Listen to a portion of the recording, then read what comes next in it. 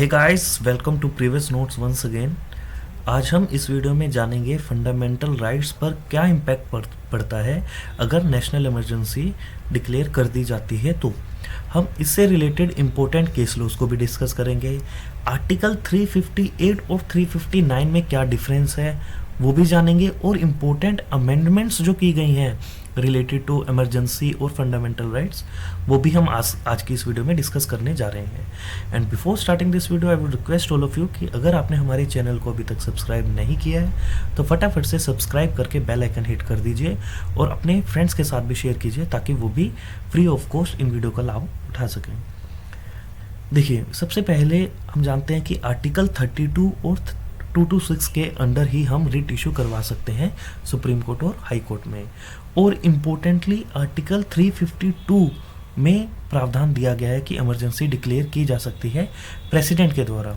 हम इस वीडियो में प्रोसीजर पर नहीं जा रहे हैं, हम सिर्फ फंडामेंटल राइट्स का ही क्या रिलेशन है इमरजेंसी के दौरान वो उस पर हम कंसंट्रेट करेंगे। ठीक है, वो हम किसी सेपरेट वीडियो में बाद में डिस्कस कर सकते हैं। और आर्टिकल 352 में दिया गया है कि 3 सिनेरियो में ही जो इमरजेंसी डिक्लेयर की जा सकती है। क्या क्या? वॉर हो सकता है, एक्सटर्नल अग्रेशन हो सकता है, या आर्म्ड रिबेलियन हो सकता है। पहले आर्म्ड रिबेलियन की जगह वर्ड मेंशन था इंटरनल डिस्टर्बेंस, लेकिन इसका जब मिसयूज हुआ 1975 में, जब इंटरनल डिस्टर्बेंस के कारण जो इमरजेंसी डिक्लेयर की गई, तो ऐसा इन फ्यूचर ना हो तो उसकी जगह 44th अमेंडमेंट में आर्म्ड रिबेलियन वर्ड रिप्लेस कर दिया गया इंटरनल डिस्टर्बेंस की जगह। अब जानते हैं हम आर्टिकल 358 और आर्टिकल 359 में क्या डिफरेंस है। देखिए, हम डिस्कस कर रहे हैं फंडामेंटल राइट्स का ड्यूरिंग इमरजेंसी क्या होंगे। तो मेन जो आर्टिकल हैं जहां पर लिखा गया है कि फंडामेंटल राइट्स किस तरह से बिहेव करेंगे, वो किस तरह से परस्यू होंगे, वो आर्टिकल 358 और 359 में ही दिया गया है। आर्टिकल 358 में ये कहा गया है जब भी इमरजेंसी डिक्लेयर की जाएगी तो आर्टिकल 19 जो है वो ऑटोमेटिकली सस्पेंड हो जाएगा। ये आर्टिकल 358 में दिया गया है, यानी कि हमारा जो फ्रीडम ऑफ स्पीच का राइट है वो ऑटोमेटिकली सस्पेंड हो जाता है जब भी इमरजेंसी डिक्लेयर की जाती है। यानी कि हमारा फ्रीडम ऑफ स्पीच नहीं रहता। कब तक? जब तक इमरजेंसी रहेगी, during that entire period of emergency, तब तक हम आर्टिकल 19 जो है वो हमारा फंडामेंटल राइट नहीं रहेगा, वो सस्पेंडेड रहेगा। और जैसे ही इमरजेंसी जो है ख़त्म हो जाएगी, हमारा जो फंडामेंटल राइट है 19 वो हमें मिल जाएगा। ये कहता है आर्टिकल 358। देखिए 359 क्या कहता है। देखिए, आर्टिकल 19 तो ऑटोमेटिकली सस्पेंड हो जाएगा, लेकिन जितने भी बाकी हमारे फंडामेंटल राइट है वो प्रेसिडेंट बाय ऑर्डर सस्पेंड कर सकता है। ये दिया गया है आर्टिकल 359 में। यानी कि प्रेसिडेंट के पास पावर है कि वो कोई भी फंडामेंटल राइट जो है हमारा वो क्या कर सकता है। देखिए, अब इसमें से थोड़ा सा फ़र्क है। 358 में कहा है कि वो सस्पेंडेड रहेगा, ठीक है, और इसमें जो वर्ड लिखा है वो लिखा है कि ये जो राइट है कोर्ट में जाने का फॉर द इन्फॉर्मेंस वो सस्पेंडेड रहेगा। इन दोनों में क्या डिफरेंस है? देखिए, मान लीजिए इमरजेंसी के दौरान कोई आर्टिकल 19 यानी फ्रीडम ऑफ स्पीच जो है वो कर सकता है, अपना एक्सरसाइज कर सकता है, राइट नहीं कर सकता क्योंकि वो सस्पेंडेड है, तो वो उसको इन्वोक कराने के लिए कोर्ट में भी नहीं जा सकता। लेकिन इसमें क्या कहा गया है कि अगर प्रेसिडेंट कोई ऑर्डर पास कर देता है, मान लीजिए प्रेसिडेंट ने ऑर्डर पास कर दिया कि वो सारे के सारे फंडामेंटल राइट जो है, अभी देखिए इसमें एक्सेप्ट 20 और 21 को हम डिस्कस करेंगे। अभी आप पहले करेक्ट समझ लीजिए कि मान लीजिए कि प्रेसिडेंट ने ऑर्डर पास कर दिया और उसने कहा कि भाई इमरजेंसी डिक्लेयर हो चुकी है, अब सारे के सारे जो राइट्स हैं वो right to move to any court जो है वो सस्पेंडेड रहेंगे। यानी कि हमारे फंडामेंट हम बाद में जब इमरजेंसी ख़त्म होगी तब हम अपने राइट इन्वोक कराने के लिए जा सकते हैं कोर्ट में, लेकिन during that period of emergency हम कोर्ट में नहीं जा सकते अपने फंडामेंटल राइट को इन्वोक कराने के लिए। यानी कि during that period of emergency हम कोर्ट में नहीं जा पाएंगे, लेकिन इमरजेंसी जब ख़त्म हो जाएगी तब हम अपने राइट को इन्वोक कराने के लिए जा सकते हैं। लेकिन अब इसमें क्या रहा कि जैसे मान लीजिए डिटेन्स लोगों को ज़्यादा किया गया, यानी कि बेफालतू में लोगों को परेशान किया गया गवर्नमेंट के द्वारा जो भी उस टाइम पर थी, और अपोजिशन पार्टी के लीडर को भी डिटेन कर लिया गया। तो इस जो मिसयूज़ को ना करते हुए, मिसयूज़ को रोकने के लिए इसमें ये ऐड किया गया कि आप आर्टिकल 20 और 21 के लिए ये सब नहीं कर सकते। यानी कि अगर किसी को इलीगल डिटेन किया जाता है, अगर किसी की राइट टू लाइफ को वोलेट किया जाता है, तो वो during that period of emergency भी इन्वोक कराने कोर्ट को अप्रोच कर सकता है। ये डिफरेंस है। यानी कि article 358 suspend the right conferred by article 19, लेकिन article 359 suspend only remedy and note the rights. यानी कि 359 जो है वो सिर्फ रेमेडी को क्या करता है, सस्पेंड करता है, राइट को सस्पेंड नहीं करता। जो आपकी रेमेडी है कोर्ट में जाने की वो सस्पेंडेड रहेगी, लेकिन आपका राइट वो है। ठीक है, आई होप आपको समझ में आया होगा कि आर्टिकल 358 और 359 में क्या डिफरेंस है। ठीक है, अब देखिए हम पहले, अब हमने बेसिक क्रक्स देख लिया, अब आते हैं केस लॉज के द्वारा हम हेल्प से हम डिस्कस करते हैं क्या सिनेरियो था। देखिए हैबेस कॉर्पस केस जो कि एडीएम जबलपुर के केस को का कहते हैं हम, उससे पहले क्या सिनेरियो था। देखिए पहली इमरजेंसी 1962 में प्रोक्लेम की गई थी जब इंडो चाइना वॉर हुआ था।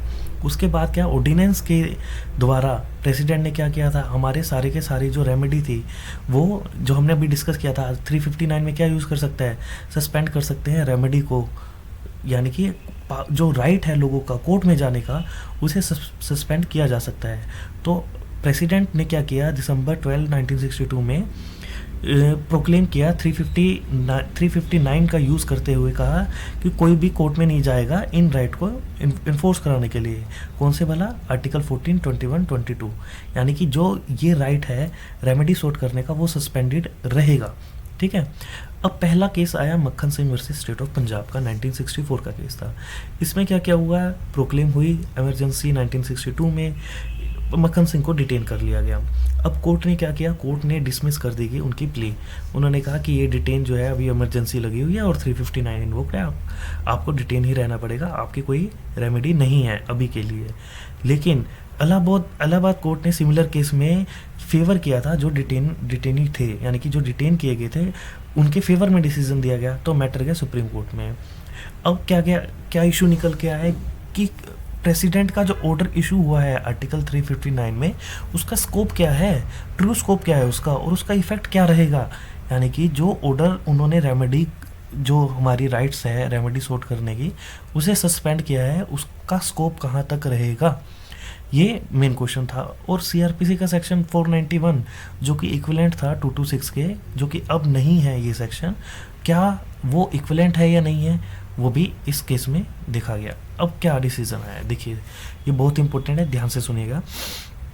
कि कोर्ट ने कहा कि देखिए if a person move to any court to obtain a relief on the ground that fundamental right specified in the order has been contravened, the proceeding was barred। यानी कि अगर कोई पर्सन इस ग्राउंड पे कोर्ट को approach कर रहा है कि उसका फंडामेंटल राइट्स का उल्लंघन हुआ है, तो वो ऐसा नहीं कर सकता, ये बार्ड है। क्यों? क्योंकि प्रेसिडेंट ने ऑर्डर पास कर दिया था कि ये सब 359 जो आर्टिकल है उसका यूज़ करते हुए बार्ड किया गया था। ठीक है, लेकिन अब कोर्ट ने, अब नेक्स्ट पैरा सुनेगा, उन्होंने कहा कि अगर इस ग्राउंड पे चैलेंज किया गया है was pleading any right outside the right specified in the president order, यानी कि आप कोई और राइट सीक कर रहे हैं जो प्रेसिडेंट ऑर्डर में नहीं है, तो वो सस्पेंडेड नहीं है, उसके लिए आप कोर्ट में जा सकते हैं।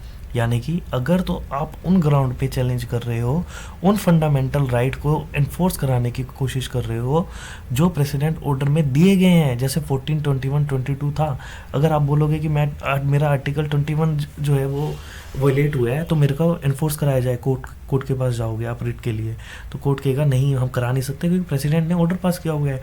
लेकिन आपका कोई और राइट का जो उल्लंघन हुआ है तो आप कोर्ट को परस्यू कर सकते हो। अब और कोई राइट के लिए उन्होंने एग्जांपल दिए कि मान लीजिए कि एक पर्सन को डिटेन कर लिया जाता है in violation of the mandatory provision of the preventive detection act, यानी कि कोई मैंडेटरी प्रोविज़न थे उनका वायलेशन करते हुए डिटेन करा गया, तो फिर वो कोर्ट को अप्रोच कर सकता है। दूसरा सिनेरियो लिया कि मान लीजिए कि जो डिटेंशन ऑर्डर है वो मेलाफाइड इंटेंशन से था, तब भी वो कोर्ट को अप्रोच कर सकता है क्योंकि उसका बेशक फंडामेंटल राइट वायलेट नहीं हुआ लेकिन बाकी राइट तो वायलेट हो रहे हैं ना। तो उन सिनेरियो में कोर्ट ने कहा कि बेशक फंडामेंटल राइट को तो नहीं हम एनफोर्स करा पाएंगे, लेकिन जो बाकी राइट हैं आपके जो प्रेसिडेंट ऑर्डर में नहीं है उनको हम एनफोर्स करा पाएंगे। ये इस केस में हेल्ड हुआ था। ठीक है, एज ए होल आप समझ गए कि जो फंडामेंटल राइट्स जो प्रेसिडेंशियल ऑर्डर में हैं उनके लिए आप रेमेडी सीख नहीं कर सकते। अपार्ट फ्रॉम दैट अगर आप किसी और राइट के लिए रेमेडी सूट करना चाहते हो तो आप कोर्ट को अप्रोच कर सकते हो। ठीक है, दूसरा केस 1966 में निकल के आया है, state of Maharashtra versus Prabhakar Pandurang 1966 का है। इसमें क्या हुआ था, पर्सन को डिटेन कर लिया गया। अब जो डिटेनी थे उन्होंने एक बुक जो है लिखी ड्यूरिंग द जब वो जेल में थे। ठीक है, और उन्होंने एप्लीकेशन दी सुप्रिटेंडेंट को भी और स्टेट गवर्नमेंट को भी कि मुझे इजाज़त दी जाए मैं ये बुक पब्लिश कर सकूं, लेकिन उनकी जो रिक्वेस्ट थी वो रिजेक्ट हो गई। तो उन्होंने रिट फाइल करने की कोशिश की 226 में। अब हाई कोर्ट ने कहा कि देखिए ऐसा कोई भी रूल नहीं है जिसमें आप किसी पर्सन को आप बुक पब्लिश करने से रोक सको। ठीक है, ऐसा कहीं नहीं लिखा हुआ और आप उनको अलाउ कर दिएगा बुक को पब्लिश करने के लिए। ठीक है, ये सब चैलेंज हुआ फिर सुप्रीम कोर्ट में भी, लेकिन वो अपील डिसमिस कर दी गई। ठीक है, अब ये तो सिनेरियो था, हमने डिस्कस किया 1960s की बात की। अब 1968 में फर्स्ट इमरजेंसी जो है वो रिवोक कर ली जाती है और 1971 में फिर वॉर होता है, इंडो पाक वॉर, और इमरजेंसी दोबारा से प्रोक्लेम की जाती है और उसका डिक्लेरेशन किया जाता है। अब 1975 में क्या होता है कि इलाहाबाद कोर्ट का एक डिसीज़न आता है केस में, और इंदिरा गांधी को माल प्रैक्टिसेस इन द इलेक्शन के लिए गिल्टी पाया जाता है और उन्हें 6 ईयर्स के लिए बार कर दिया जाता है इलेक्शन लड़ने के लिए। अब क्या होता है कि इंदिरा गांधी इमरजेंसी डिक्लेयर कर दी जाती है इंटरनल डिस्टर्बेंस के ऑर्डर के चलते, और उन्होंने क्या कहा कि अब देखिए, अब मेन चीज़ देखिए आप 359 में क्या था, 359 में हमने डिस्कस भी किया था कि आपकी during the tenure of the emergency he right जो है सस्पेंडेड रहते हैं अप्रोच करने के, लेकिन इमरजेंसी के बाद आप अप्रोच कर सकते हैं। लेकिन जुलाई 1975 में क्या होता है, 38th अमेंडमेंट जो है वो पास कर ली जाती है और इसमें ये कहा जाता है कि अगर कोई भी डिक्लेरेशन किया जाएगा इमरजेंसी का वो फाइनल और कंक्लूसिव है, और अमेंडमेंट जितनी भी होगी वो क्या होंगी, जुडिशियल रिव्यू के बाहर होंगी, यानी कि कोई भी जुडिशियल रिव्यू नहीं होगा किसी भी अमेंडमेंट का। ये कहा गया किसमें, 38th अमेंडमेंट में, यानी कि जो जुडिशियल रिव्यू की पावर छीन ली गई और ये कहा गया जो इमरजेंसी है वो कंक्लूसिव रहेगी। और ये किस लिए किया गया, ताकि जो जितने भी चैलेंजेस हों, मान लीजिए अगर 359 जो हमने डिस्कस किया था उसमें क्या था, आप इमरजेंसी के दौरान तो कोर्ट को अप्रोच कर नहीं पाओगे, लेकिन इमरजेंसी के बाद तो आप अप्रोच कर पाओगे ना इन्फोर्समेंट के लिए। तो इन सब चैलेंजेस को निपटने के लिए ये अमेंडमेंट पास की गई। ठीक है, उसके बाद क्या हुआ, 39th अमेंडमेंट भी पास करी गई, कब, 1975 अगस्त में। इसमें क्या था कि जो भी इलेक्शन होगा प्रेसिडेंट का, वाइस प्रेसिडेंट का, प्राइम मिनिस्टर का, स्पीकर का, वो beyond the scrutiny of Indian courts कर दिया गया, यानी कि जो इलाहाबाद कोर्ट का जो फैसला आया ऐसा इन फ्यूचर कभी ना आए, इसके लिए 39th अमेंडमेंट पास की गई। ठीक है, और 1976 में 49th अमेंडमेंट भी पास की गई, जिसमें सुप्रीम कोर्ट और हाई कोर्ट की पावर को और छीना गया ताकि वो इंटरफेयर ना कर पाएँ किसके अगेंस्ट, जो भी हमारी एग्जीक्यूटिव बॉडीज़ हैं। ठीक है, अब मेन केस आता है additional district magistrate Jabalpur versus Shivkant Shukla का, जिसे हम हैबस कॉर्पस केस भी कहते हैं। ये भी 1976 का ही केस है। इसमें भी सेम केस हुआ, पहले पर्सन को डिटेन किया गया, अब डिटेन होने के बाद पर्सन ने अप्रोच किया कोर्ट को, और कोर्ट में फिर मामला गया सुप्रीम कोर्ट के पास कि क्या उनका राइट भी है कोर्ट के पास जाने का, रेमेडी सूट करने का ड्यूरिंग द इमरजेंसी। और कोर्ट ने कहा no person had any locus standard to move any writ petition under article 226 of the constitution before the high court, यानी कि कोर्ट ने कहा कि भाई किसी बंदे का कोई लोकस स्टैंडी नहीं है, उसका कोई मतलब नहीं है, उसका कोई राइट नहीं है कोर्ट को अप्रोच करने का और रिट इशू करवाने का 226 के under during the period of emergency.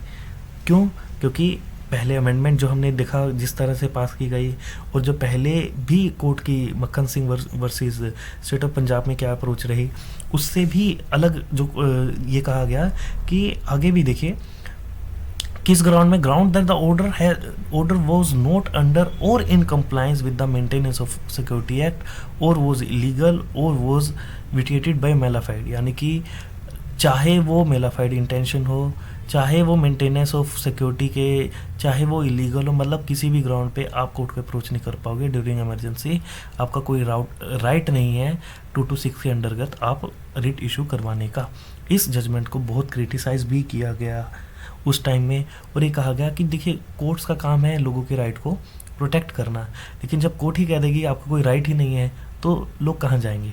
ठीक है, अब इस जजमेंट को के फैक्टर को भी नलीफाई करने के लिए, और जो प्रीवियस जो भी चीज़ें हुई थी 42 अमेंडमेंट, 38 अमेंडमेंट, जहाँ पर जुडिशरी की इतनी पावर जो है वो छीन ली गई थी, उसको नलीफाई करने के लिए 44th अमेंडमेंट आई, जिसमें ये कहा गया कि आर्टिकल 359 को अमेंड किया गया, और उसमें 20 और 21 आर्टिकल हम देखते हैं ना, एक्सेप्ट 20 और 21 आर्टिकल, यानी कि प्रेसिडेंट के पास पावर है सस्पेंड करने की सभी राइट्स की, लेकिन वो 20 और 21 जो राइट है वो कभी भी सस्पेंड नहीं रहेंगे। इन शॉर्ट जो रेमेडी सॉर्ट करने का राइट है फंडामेंटल राइट्स का, वो 20 और 21 में ड्यूरिंग इमरजेंसी भी रहेगा। ठीक है, बाकी सब 19 तो ऑटोमेटिकली सस्पेंड रहता है during the period of emergency, वो राइट ही सस्पेंड रहता है। ये चीज़ आप हमेशा याद रखिएगा। देखिए कहाँ गया ये चीज़, article 358 suspend the right conferred by article 19, लेकिन article 359 suspend only the remedy not the rights. यानी कि जो रेमेडी सस्पेंडेड रहती है, प्रेसिडेंट जो सस्पेंडेड रहती है प्रेसिडेंट कर सकता है वह प्रेसिडेंशियल ऑर्डर, वो अब 20 और 21 आर्टिकल के लिए नहीं कर पाएगा। यानी कि हम रेमेडी सोट कर सकते हैं इमरजेंसी के दौरान भी आर्टिकल 20 और 21 के लिए।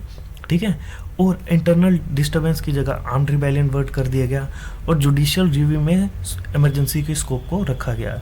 एक चीज़ और इस अमेंडमेंट में दी गई कि जो भी इमरजेंसी जो पास करने का देखिए प्रोसीजर में होता है कि पार्लियामेंट में जाके उसे पास करना होता है इमरजेंसी को, वो सिंपल मेजोरिटी की जगह स्पेशल मेजोरिटी कर दी गई।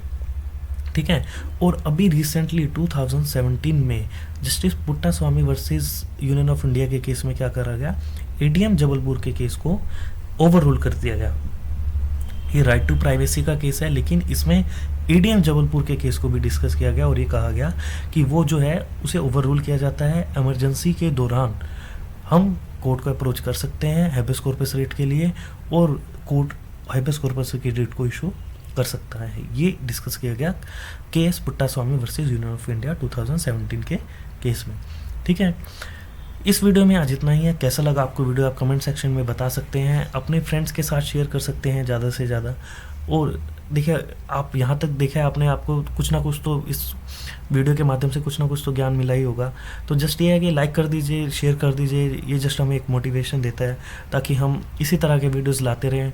अब हम कोशिश कर रहे हैं कि केसेस को कंपाइल करके आपको एक ही वीडियो में क्रक्स दें, अलग अलग केस लॉस की वीडियो को डिस्कस ना करें। कैसी है अप्रोच आप ये भी कमेंट सेक्शन में बता सकते हैं। किन टॉपिक में हम वीडियो बनाए आगे आप वो भी हमें बता सकते हैं। Thanks for watching this video and bye bye for